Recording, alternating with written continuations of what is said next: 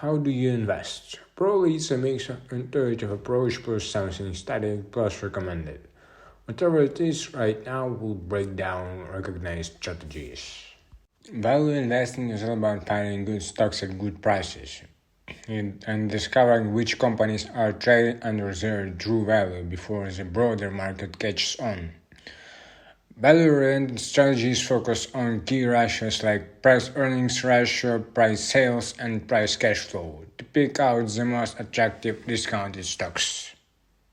Growth investors, however, are more concerned with the stock future prospects and the overall financial health and the strength of a company. Projected and historic earnings, sales, and cash flow are key fundamentals that can help you uncover stocks that boast long-term sustainable growth.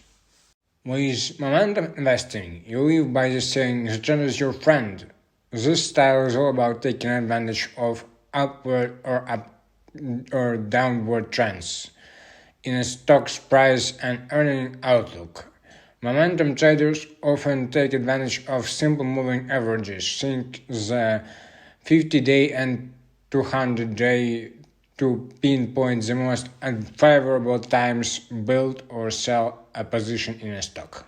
Which strategy is your lifestyle the most similar to? Like and comment below.